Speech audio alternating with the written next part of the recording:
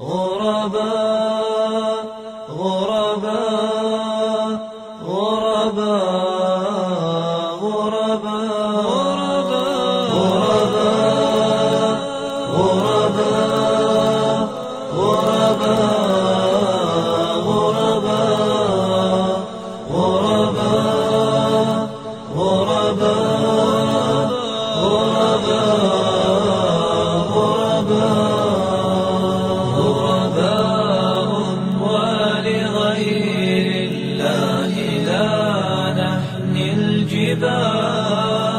غرباء وارتضيناها شعارا.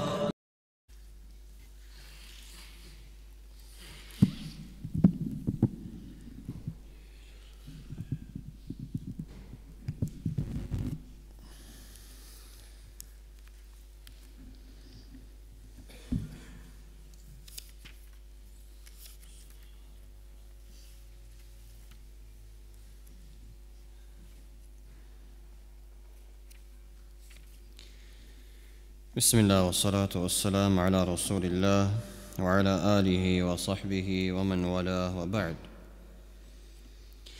Yesterday we covered the moments upon which a person becomes obliged to make ghusl, and we mentioned 6 reasons.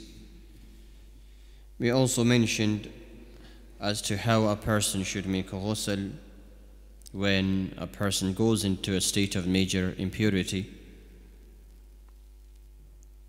And we stopped at the point where women who are in a state of their cycle or the monthly cycle, or they have just given birth and their bleeding stops, then they go into a state where they must purify themselves. And we said the fact that they have their ghusl bath.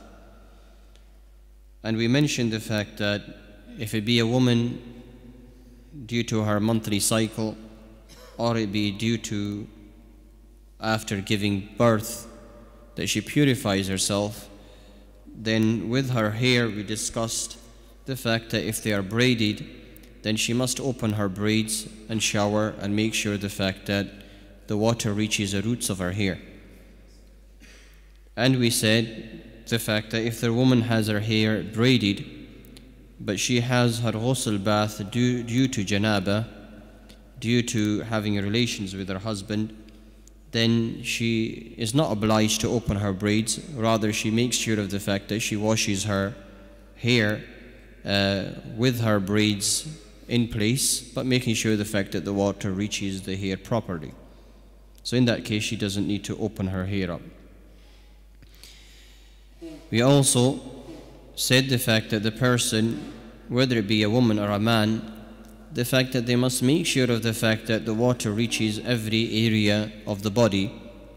And body meaning the fact that there should be no place hidden, no place left except the water reaches it.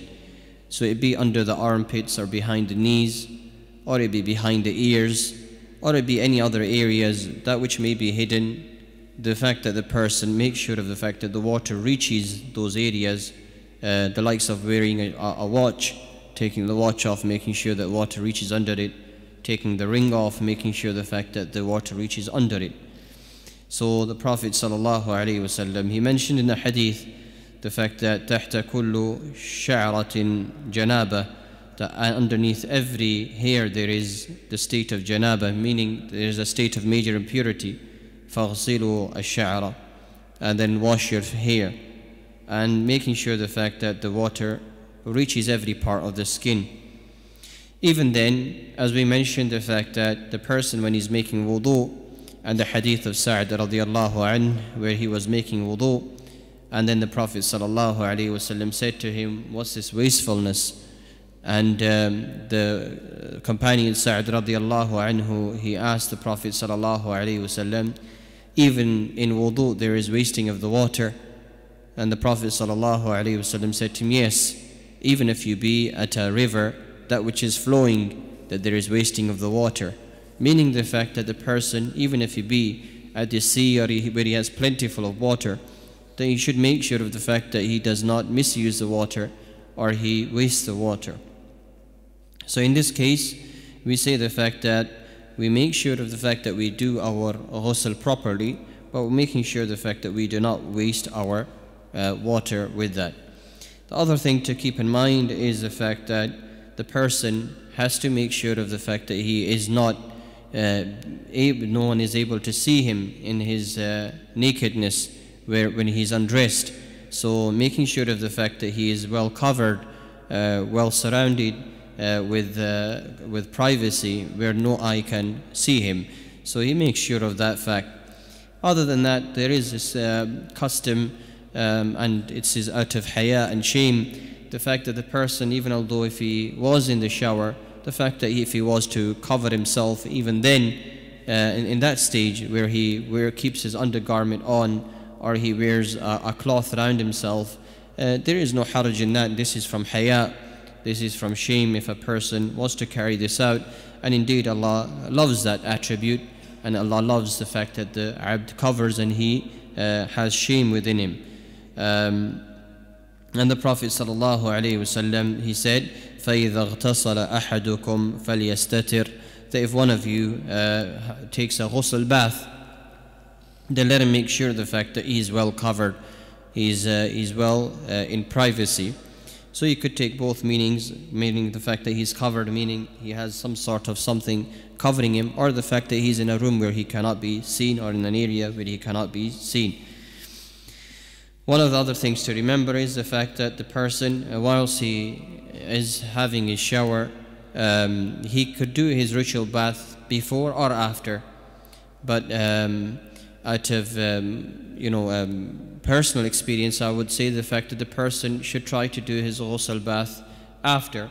So meaning the fact that if a person needs to have a shower, so he takes his shampoo, he shampoos his hair, and then he washes his body down, scrubs his body down, and then after that, once he's completed having his shower, then he takes his ritual bath. And the ritual bath, as we said, the fact that the intention be made, and he does the ritual of making wudu, except the fact that he leaves his except the fact that when he comes to his head, he pours water into his hair. He takes 3 handfuls and he puts them over his head, and making sure the fact that it reaches his roots of the hair 3 times. And then he passes water over the rest of his body, starting with his right, then moving on to the left, and then washing his feet after that. Then when he comes out, then he's in a state of wudu. When he comes out, he's in a state of wudu. But the one thing to remember is from the nawaqid al-wudu, we mentioned the fact that if a person passes his hand over his private part, then this is frontal private part, then this breaks one's wudu. So to keep that in mind, if he is drying himself down with a towel, then if he has a towel between himself and the private parts, then know the fact that that won't break his wudu. But regardless, if a person is having his ghusl bath, he takes a ritual bath first and then he showers, then he will be very unlikely the fact that he stays in a state of wudu. So you might have to make wudu again. So in that case, a person might prefer to shower first and then do his ritual bath. And inshallah we will leave it to that, and we'll complete inshallah. Today we will start with the chapter of making tayammum, which is dry ablution, when to make tayammum, under what circumstances and so forth. And inshallah we'll start with that topic just before Salatul Maghrib. Wa sallallahu wa sallim ala nabiyyina Muhammad wa alihi wa sahbihi ajma'in wa barakallahu feekum.